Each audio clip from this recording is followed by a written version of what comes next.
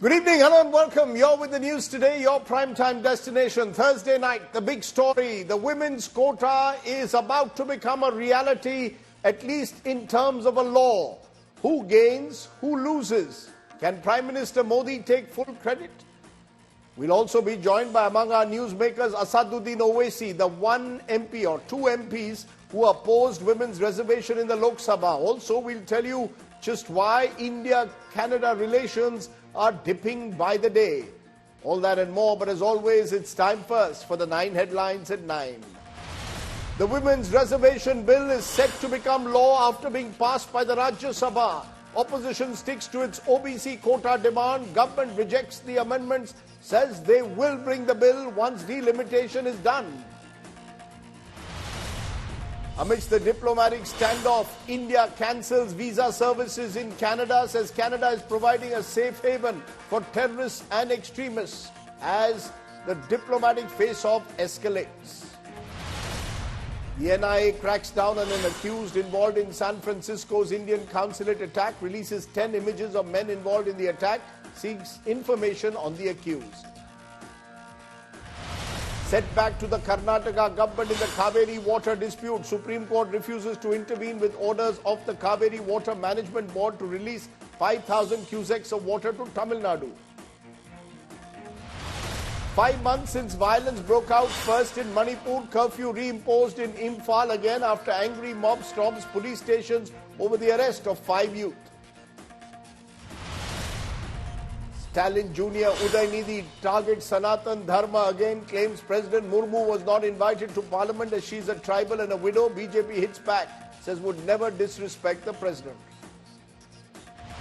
Markets fall for a third straight day as the US Fed indicates it will not lower interest rates anytime soon. More than 4 lakh crore rupees wiped out in the last 3 days. Boeing rolls out a big Make in India plan to open the largest facility outside of the US near Bengaluru, says it will buy components worth 10,000 crore rupees from India every year. Just hours before Ukraine President Zelensky meets US President Joe Biden in Washington, Ukraine hit with the largest barrage of Russian missile strikes since mid-August.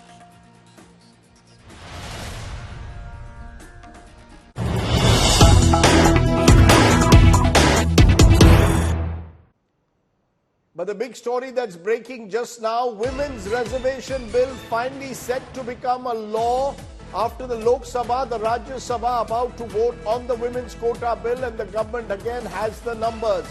The opposition meanwhile has stuck to its demand for an OBC quota within the Women's Quota.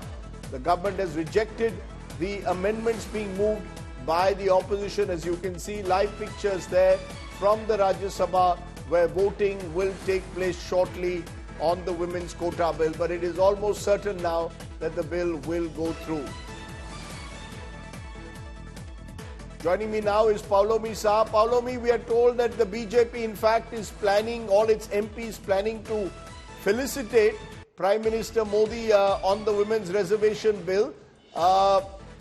Presumably though, the bill is not coming anytime soon in terms of implementation. Is the government very clear on that? No question of getting it implemented till delimitation is over, which could be anywhere before 2029. Am I correct?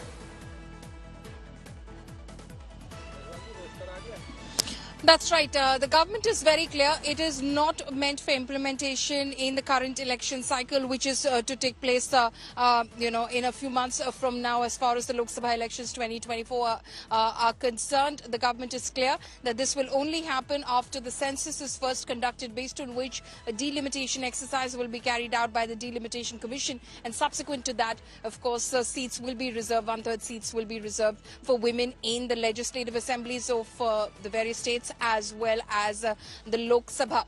Yes, as far as the program in Parliament is concerned, of course, there's been a long delay, so we're still awaiting, the Law Minister's reply to begin, and subsequent to that, the voting in Rajya Sabha to take place. That is going to take some amount of time, and after that, yes, women ministers and women MPs of the Bharatiya Janata Party will felicitate the Prime Minister on the successful passage of the Women's Reservation Bill here itself in Parliament. So that will be a small felicitation program that is going to happen a little later tonight, but But tomorrow morning, there will be a much grander program which will be held at the BJP headquarters in Delhi, where women's wing members of the BJP, women ministers, again women MPs, as well as all women leaders from the national capital will be present to felicitate Prime Minister Modi, Rajdeep. Okay, Paulo Misa, long night ahead. Voting will continue, we expect, for another hour or two. But the expectation is the women's reservation bill, after a quarter century of ups and downs, will be a reality. The question mark, of course, over when will it actually be implemented on the ground remains uncertain. Well, amidst the fact that there has been a general consensus across both houses of parliament to go ahead with the women's reservation bill, one person who is standing up against it is the AIM MP Asaduddin Owaisi. Remember, in the Lok Sabha, the bill was passed, 452 MPs in favor, 2 against. Mr. Owaisi and his colleague Imtiaz Jalil. Why is Asaduddin Owaisi opposing the women's reservation bill? I spoke to him a short while ago. Listen in.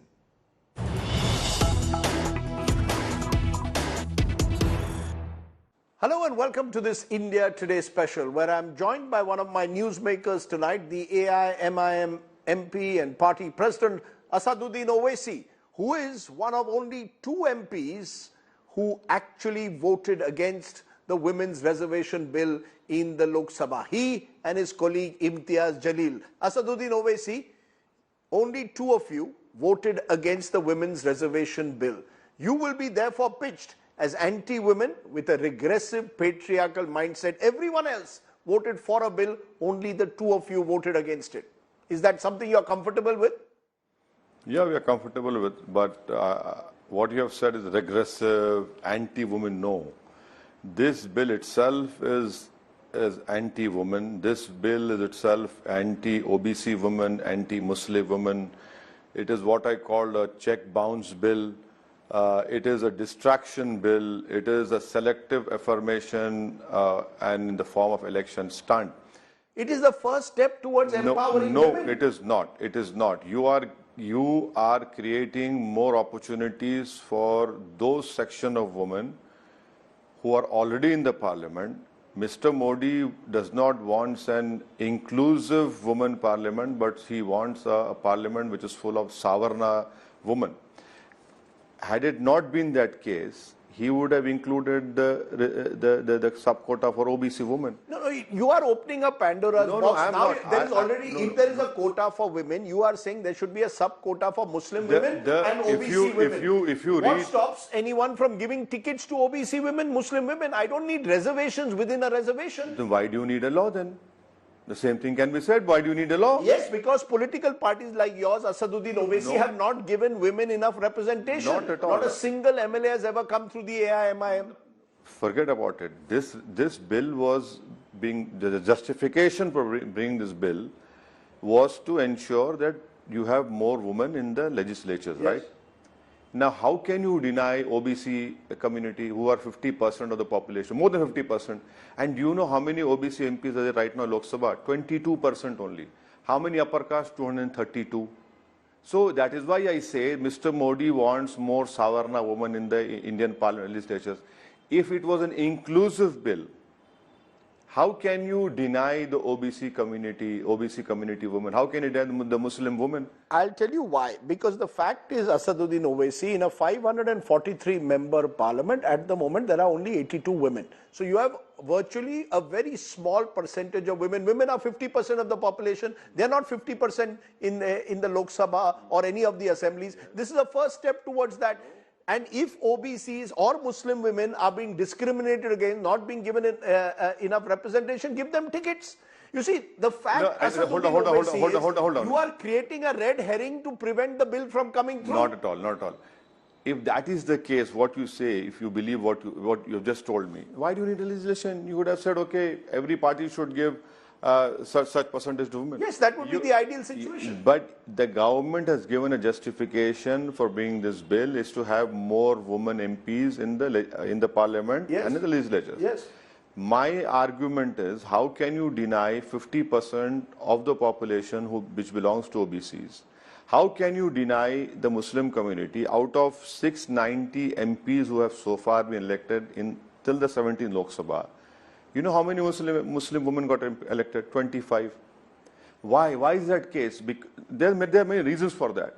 And I feel that this legislation will lead to, if it is passed and it becomes, whenever it becomes law, God knows when will that happen, it will decrease the numbers of OBC women MPs or the OBC MPs in general. No, how? Mr. Asaduddin, one minute, sir. You are, let me tell you what your argument means. Tomorrow you will say there should be reservation for OBC men also, that there should be reservation for OBCs in Parliament. Why not? Why Tomorrow not? you will say there should be reservation for Muslims in Parliament. Why not? Because we were very clear in the Constitution.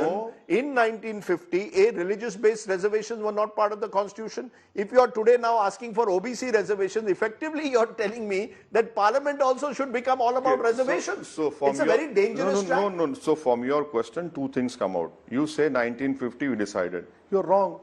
In the 1950 presidential order clearly says that only a Hindu and a Sikh and a Buddhist can be a Dalit. So that 1950 presidential order is based on religion. Secondly, you talk about OBCs, right? What is your argument? Your argument is wrong. 27% reservation is being given to them in education and employment. Yes. Why can't that be given in the legislatures? Why not? I see, when you are making it an inclusive parliament, and our forefathers had given us this dream that this will be a participative form of democracy. How participative it is? And if you have, see, 232 upper caste MPs are being elected, and 120 are OBC MPs, 22%. How do you empower them? I'll tell you what has happened. In the first Lok Sabha... And lastly, 1 minute, let me complete.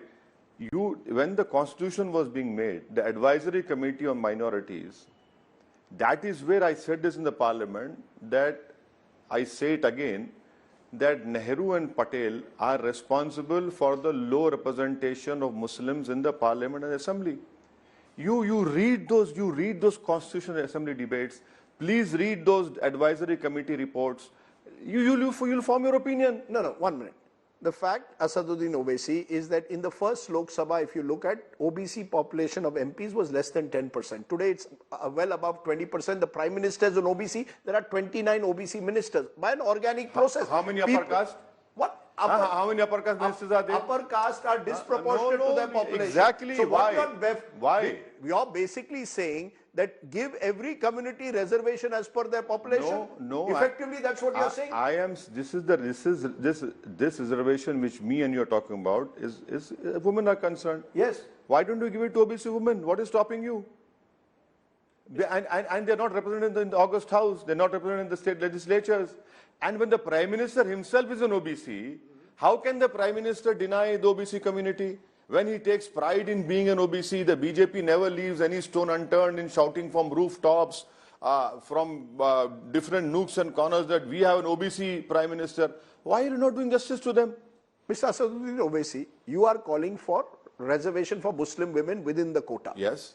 You are running a party where you have not given enough Muslim women representation. That is true. No, you're wrong. You have not had a single Muslim woman MLA from Hyderabad in all these years that your party has been there. Yes or no? Factually, am I right or wrong? Let me answer. We have given tickets to Muslim women who have contested assembly and parliament elections. Less than 5%. None of them has been elected. Rajdeep, listen to me. We have Muslim women corporators, not only in Telangana, but in Maharashtra. In Maharashtra, in Madhya Pradesh, in Uttar Pradesh, we have Muslim women corporators. Now, that is the reason we are saying, give them an opportunity in the parliament and state legislatures. Let them come. See, why you are giving a justification for bringing a law that women are not being represented. Why are you denying this? And it is, please accept or not, with the uprise in the Hindu majoritarian nationalism and the consolidation of the Hindu vote by BJP, is it good for our democracies that Muslims will be politically isolated? You're mixing issues, Mr. Owaisi. You are now mixing the issue of religious-based reservation, which is contentious, with a long-standing battle that women have had for greater representation in parliament and assemblies. Not at all. I am saying what we have been saying for a long time. if you are talking about religion-based reservation, what is the 1950 presidential order? What is that? But it's based on religion. But is it not interesting that many of the Mandalite parties also, Samajwadi Party, RJD, JDU, parties which 20 years ago were calling for what you are calling today a quota within a quota, OBC reservation, today they also have fallen in line with this bill. So they are realizing there's a Mahila vote bank that cuts across castes and classes. Why don't you recognize that there is a Mahila vote bank out there? As far as the vote bank is concerned, there is only a majority community vote bank, and which Narendra Modi has created for himself. That is what the and you have created a minority vote bank for yourself. If that was the case, I would have had 10-15 MPs in the parliament. If that was the case, I would have more MLAs everywhere. That is not the case. That is not the case at all. In the politics which is being used by Mr. Narendra Modi is that, number one, he has destroyed this myth of Muslim vote bank, that there was never a Muslim vote bank in India. Whether from 1952 onwards, it's always a Hindu vote bank. And the real fight now is for the Hindu vote bank. And when the Prime Minister takes pride, when Amit Shah stood up yesterday and said, oh, Mr. Modi is OBC, why can't you give it to OBCs then? Asaduddin Owaisi, the Prime Minister is saying this is a game changer, a political game changer that will bring in Nari Shakti in the truest vote bank. And many believe that it could strengthen the BJP's Mahila vote bank in the 2024 elections. Well, the Prime Minister must answer the nation that the female workforce participation declined from 30 to 19% when he was a Prime Minister. The Prime Minister should tell the nation that 63 million women are missing. The Prime Minister should tell the nation that between 2017 and 22, 22 million women disappeared from the workforce. Who is responsible? And the Prime Minister talks about Vandana. What Vandana is this when you release the rapist of Bilqis Bano? Is that a Vandana for women?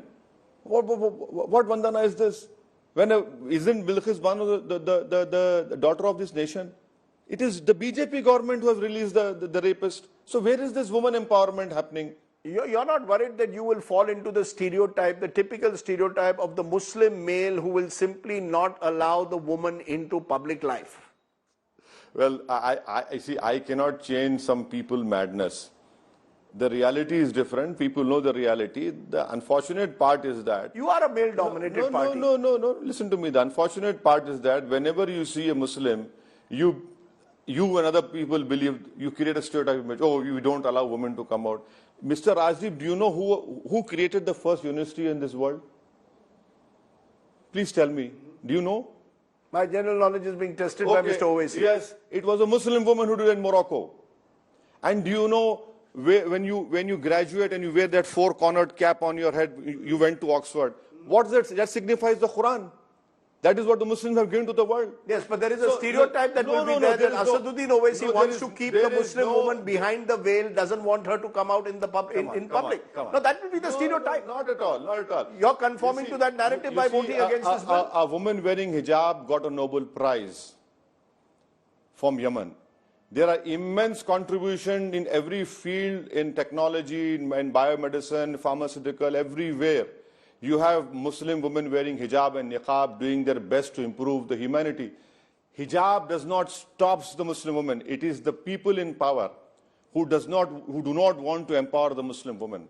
They want to create selective legislation whereby they deprive the weaker and the poorer sections. You are creating such laws. That is the problem. So my final question to you is simply this, that a bill has been created which is a major step towards empowering women. 50% of our population in all assemblies have had less than 15% representation. It's correcting a certain imbalance. Do you agree that you are in that sense a step behind the times? When 452 people vote in one way and only 2 vote in the other, it would seem to me you are a step behind the times. Not at all. This is the beauty of our democracy. When history will be written, it will be said that there were 2 MPs who stood up for OBC women and who stood up asking for a quota for OBC women and for Muslim women. Who cares? That is the rules of the parliament which allows me to ask for a division. It is the constitution and the rules and procedures which allows me to ask for a division. I did that. I don't want history to remember me for ensuring that BJP carried on with the Hindutva agenda and all the secular parties succumbed to them. They'll be answerable to history, not me. Asaduddin Owaisi, as always, for speaking your mind out. Thank you very much. Thank you, sir. Asaduddin Owaisi there. Now, while Mr. Owaisi may have been isolated, the opposition continues to ramp up its demand for an OBC quota within the reservation bill. The government has made it very clear that's not happening for now. Today, BJP chief and MP JP Nadda hit out at the opposition, claiming it is only the BJP who has delivered an OBC PM and the Congress is merely using the bill as a political tool. Take a look at the face-off in the Rajya Sabha.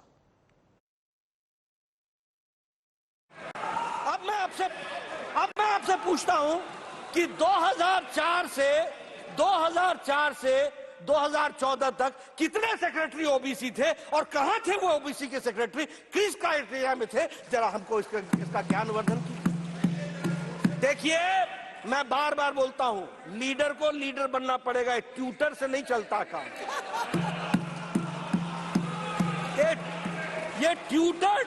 ये tutored statement से नहीं चलता है काम, और वह भी tutor अगर कोई लीडर हो तो भी समझ में आता है। ये एनजीओ को लेकर के आ जाते हो, जिन एनजीओ को जिनको आता न पता न सता, कोई चीज जानकारी नहीं, वो आपको समझाते हैं और आप बोल करके सोचो I was shocked and shattered and shocked. अरे भाई, शौक तो लगना ही था, जब पढ़ना ही नहीं पूरा तो शौक ही लगेगा, और क्या होगा। भारत को पहला ओबीसी प्रधानमंत्री भारतीय जनता पार्टी एनडीए ने दिया, यह भी हमको ध्यान रखना। We are proud, sir. We had a leader like Indira Gandhi ji. Yes, she is talking about they are talking about women empowerment. Who is the first prime minister, women prime minister? Who given the first woman prime minister? Who given the first woman president of India? Who is given first Lok Sabha speaker of the India? Who is given the first governor of India? Who is given the first party president of India? Everything is Congress, sir. बहुत ज्यादा बोल दिया OBC के लिए, Then why you are running away from caste census? If you have an OBC pram, do the caste census and show the country. Why you are running from the caste census? You are talking. Yes, we are proudly saying out of our 4 chief ministers, 3 are from OBC community. The battle in Parliament to now the battle in the studio, because you've heard all the noises over the last and all the views over the last few days. Who's really gained at the end of the day? Who's lost? Can the Modi government claim full credit for the women's quota bill, or will delaying quota implementation become a self-goal? And can the opposition play this OBC card against an OBC Prime Minister? Supriya Srinath, Congress spokesperson, head of their social media cell, national spokesperson with us. Sanju Verma is the BJP's national spokesperson. Kakoli Ghosh Dastidar, TMC MP, is just back from Parliament, where yesterday she delivered a major speech in Parliament. Appreciate all of you joining us here on the show today. I'm going to ask Kakoli Ghosh Dastidar first the question. Ms. Dastidar, is this an occasion for you to celebrate? You are from a state which has, and a party which has India's only women's chief minister. Is this an occasion to celebrate, or are you going to say, no, BJP has not given us the OBC quota and therefore this is not an occasion for you to celebrate?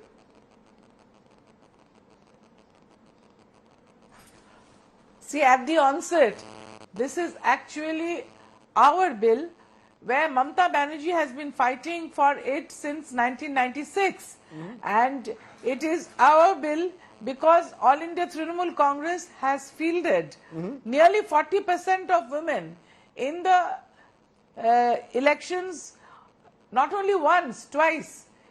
Lok Sabha elections. Ma'am, Sonia Gandhi has called it our bill. Ma'am, Sonia Gandhi has called it our bill. Prime Minister Modi is saying that Modi had, the BJP is saying Modi hai to mumkin hai. It's the BJP's bill. Now you are taking credit. Everyone is taking credit.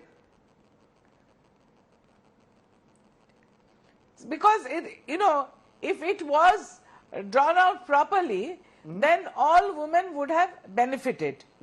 But even then, it has been passed, and as women, we have supported it because women need this reservation, like Mamata Banerjee has already done through All India Trinamool Congress, as far as our assembly is concerned, as far our Lok Sabha seats are concerned repeatedly. Will you That give is why Mr. Modi we any have credit? to be followed. Will you We give have Mr. Modi implemented. credit? Will you give Mr. Modi credit, We Prime have Minister already Modi? implemented. Will you give Prime Minister Modi any He credit? has Kakoli followed Ghosh what Dastida. we implemented much before he brought. I said he has followed what we have already implemented. So for that we are grateful to him. But there is another point that has been missed out, you know. We were just not talking about the advancing science. We were talking about the Chandrayaan. In today's era of science, when there are a lot of third gender people, you know, from a male they want to become a female. So the question also remains whether these ladies would be considered in this reservation. That is one question which is unanswered. And also this, you know, linking it with the census and the delimitation. This is a sinister move by which many seats are going to be done away with from the south of India, where they have performed well as far as gender equality is concerned, reproductive health is concerned, and empowerment of women is concerned. We will be having more Lok Sabha seats if we are linking it with delimitation in the northern India, in the Uttar Pradesh and Bihar, where the performance towards these ends have been very poor. Okay. So these are the discrepancies which remain in the bill, which shouldn't have been there. Okay, so you're giving it two cheers in a way, from what I can see. You're happy as a woman that it's been passed finally, but you would have liked to see some more clarity and certainly possibly a timeline for implementation. Sanju Verma and Supriya Srinath still with us. Sanju Verma, you start and then I'll get Supriya Srinath, because Sanju Verma, the sense is a lot of women are saying, well done, we've got the women's reservation bill through, but there is a big but, because there is no timeline. Delimitation is going to be a hugely contentious process, as Kakoli Ghosh Dastidar just explained. Southern states are angry in the manner in which they may get fewer seats. Therefore, the BJP could be well accused of actually kicking this entire contentious issue forward with no timeline.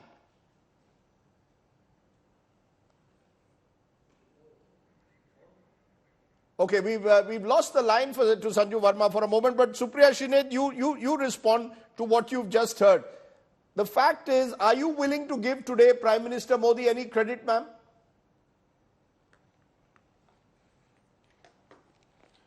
I would have given him credit had he really intentioned to give reservation to women and one-third reservation. What he has essentially done is a political gimmick for which he did not even need a special session of parliament, because according to the admission of India's Home Minister, this is not going to be the reality before 2029. And according to what some of their MPs and Ms. Smriti Irani said in parliament yesterday, it is not going to be a reality before 2039. Because they are linking it to Article 82 and 83(1) of the Constitution, which clearly states that delimitation of 2026 can happen only after the census after that, which means the census of 2031, which is going to take 2 years, 2 more years for the Delimitation Commission, which makes this whole exercise be pushed to 2039. So I would have lauded it had it been done with the right and an honest intention. I want to say 2 more things here, and those things are important. I think the fact that we are talking about OBC women getting their rightful due is an important line to discuss. And why are we doing that? Because this government has been sitting on the caste census data of 2011 for over 12 years now. It has been sitting on census exercise for over 2 years, not an inch has moved. And more than anything else, the Rohini Commission report that has come, which has actually said that almost 20 to 40% of OBCs have not got a single benefit, since the inception of reservations. I think these are the things that need to be spoken about. This is why we are insisting upon the government being answerable as far as the quota within quota is concerned. I want to make a very brief point and then leave it to the audience and you to carry it forward. Nadda ji is the president of the Bharatiya Janata Party.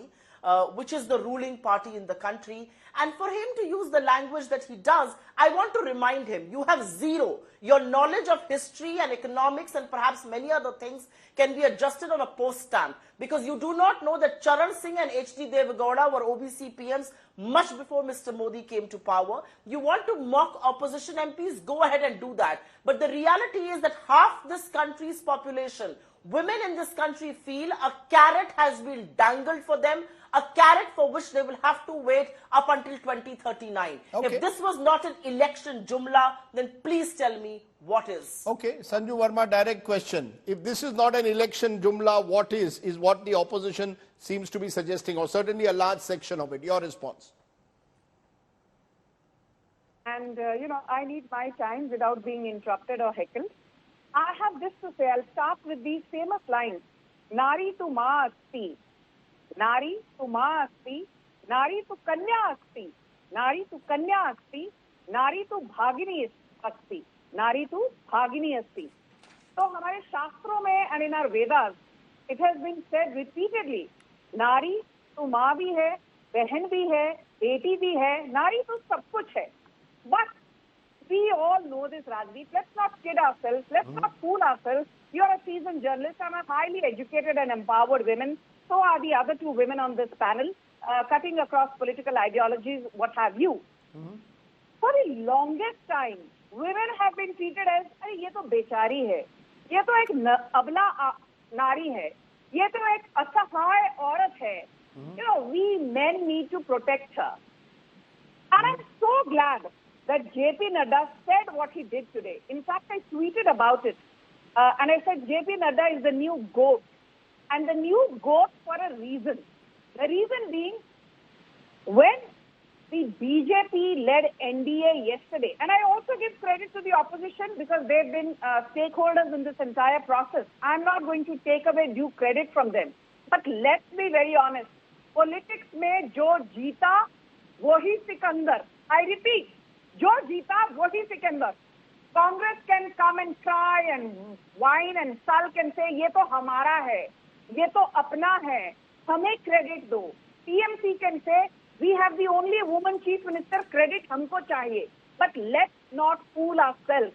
If today the women reservation bill, which has been pending for the longest time, is coming to fruition, it is thanks to one and only Narendra Modi. Because as I always say, an idea is as good as its execution. You may have a great idea, you may build flaky castles in the air, but if you can't implement it on the ground, that idea is next to dead, as in zero. Okay. And let me, please, Rajdeep, just bear with me. 30 seconds now. This whole narrative about BJP is not giving due credit to OBCs. For your audience, some of them may not have heard that iconic speech of Amit Shah yesterday or that equally brilliant speech of JP Nadda today. Let me educate your audience, though I'm sure they're very enlightened given that they are following Rajdeep Sardesai. 85 of our MPs are OBCs.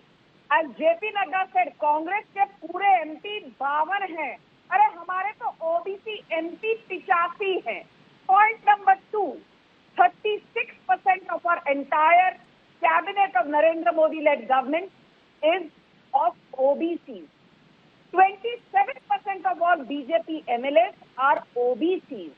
40% of all BJP MLCs are OBCs, and mind you, from JP Narayan to Ram Manohar Lohia, from Karpuri Thakur to K. Kamraj, from Shyama Prasad Mukherjee to P.V. Narasimha Rao, from Baba Saheb Bhim Rao Ambedkar to Babu Jagjeevan Ram. ऐसा कोई बचा नहीं जिसे कांग्रेस ने ठगा नहीं. Okay. Rajdeep, you're a seasoned journalist. Ma'am, Please, I gave you your time. I did not interrupt you. I did not interrupt you, ma'am. You had your time. 20 seconds more, Rajdeep. 20 seconds more. Please indulge me for 20 seconds. Okay. Very humbly. Tell me, how many OBCs were ministers under the erstwhile Congress dispensation from 2004 to 2014? As JP Nadda said, Rahul Gandhi ji leader बनने के लिए leader पहले होना पड़ेगा. Tutor होने से काम नहीं चलेगा. ना अता na pata, Okay. na sata. Okay, let And you come Supriya and make a Shine, mockery of the ma'am, biggest Sanju Verma, bill the that reason has I been have to passed by the sometimes BJP interrupt led you is government. because I have Shame a on fixed you. time limit. I have other stories to go to, but I will give Supriya Shine the chance because Sanju Verma has given data to show how the BJP has, and I don't think anyone can deny that, has a number of OBC representatives at the highest level, from union ministers to chief ministers to the prime minister to MPs. Supriya Shine, is the opposition on the wrong tack by trying to target the BJP on the OBC factor? You may be better off targeting them as to questioning the government. Why are they delaying the implementation of a bill? Why was there a need for a special session if the bill is not going to be implemented today but several years down the line? Is the OBC the wrong tack to take, ma'am? I will come to OBCs in just a minute, but let me lay threadbare the real face of the BJP. In 1989, when Rajiv Gandhi ji brought the bill for women's reservation, you know who are the people who opposed it? Shri Lal Krishna Advani, Shri Atal Bihari Vajpayee, Shri Ram Jethmalani, and Shri Jaswant Singh. The leading luminaries were the ones who opposed women reservation in local bodies, a path-breaking reform that has resulted in 15 lakh elected women representatives across the country in our Panchayati Raj. So that's their duplicity. They should not be pointing fingers at others. Forget about anybody else. Forget about the fact that Jansangh brought the downfall of Karpuri Thakur. Forget about the fact that the BJP voted against the VP Singh government during the Mandal time. Forget about all of that. Listen to your own backward caste leader Uma Bharti when she says that the Prime Minister needs to hear the voice of the backward classes. The reality, Rajdeep, is that the Prime Minister wanted to create an event out of the new Parliament, which is why the special session. He wanted to blow the trumpet about women's reservation. But guess what? In the process of doing so, he's got a huge albatross around his neck, and that albatross is him running away from caste census. It's running away from OBC representation. It's running away from the fact that out of the 10 state governments that you have one OBC chief minister. We have got governments in 4 places, 3 OBC chief ministers, and the India Alliance has government in 11 places, 6 OBC chief ministers. Empower the OBCs that have been elected on your ticket. I have a major story breaking in a minute. Just a minute, ma'am. I have a major story breaking in a minute because the Canadian Prime Minister is responding to the standoff. But I will give each of you exactly 30 seconds or actually 10 seconds to answer a simple... No, I want a yes or no answer to each of you. Kakoli Ghosh Dastidar, first thing. The easiest way for all of you to prove your credentials is to actually give 33% and more seats, tickets to women in the forthcoming elections.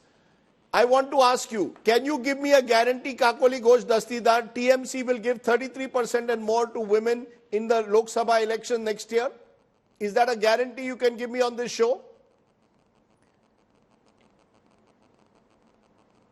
We have already fielded nearly 40% of women. Will that happen next time also? In 2019 Lok Sabha elections and in the Vidhan Sabha elections in 2021. And you never know, in the future it might reach 40% because Mamata Banerjee is all for empowering women. That's why I said we've already implemented what Honorable Prime Minister is now trying to implement. Okay, you're so saying we you are walk ahead the of talk. him, we are ahead of this bill, and we would definitely do it. Okay, Sanju Verma, will you definitely do it? Forget about delimitation census, election, Madhya Pradesh, Rajasthan, Telangana. Will you implement Chhattisgarh? Will you implement 33%? Yes or no, ma'am? Yes or no? Forget about everything else. Rajdeep, please. I just want to say this.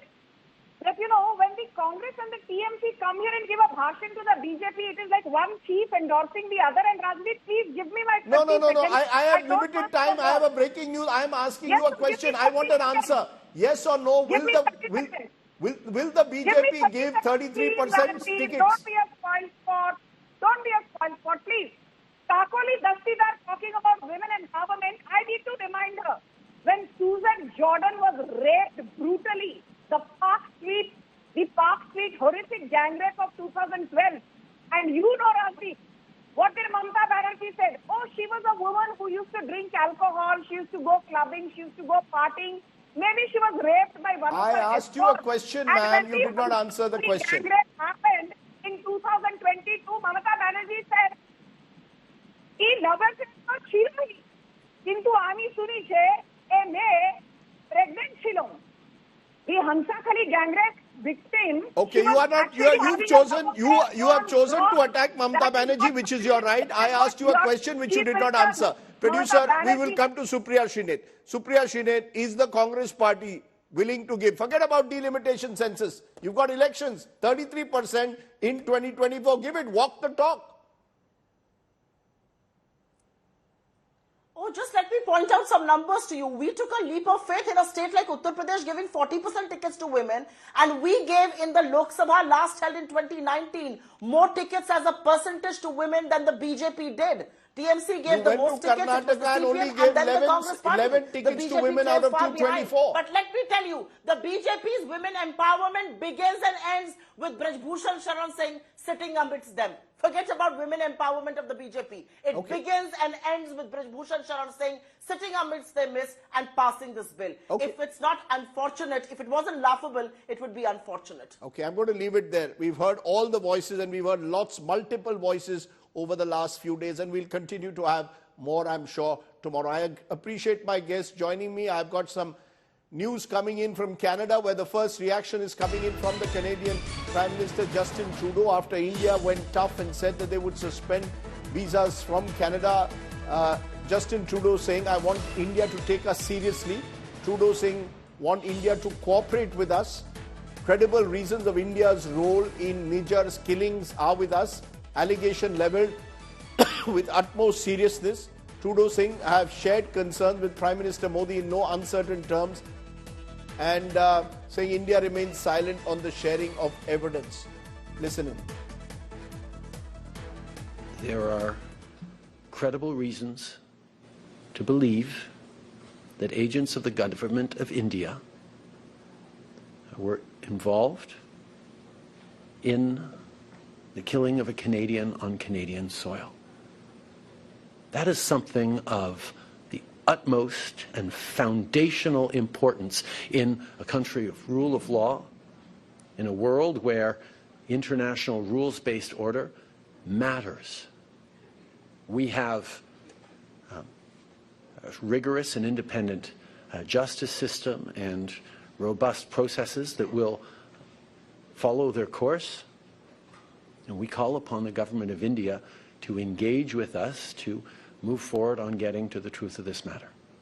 We call upon the government of India to take seriously this matter and to work with us to shed full transparency and ensure accountability and justice in this matter.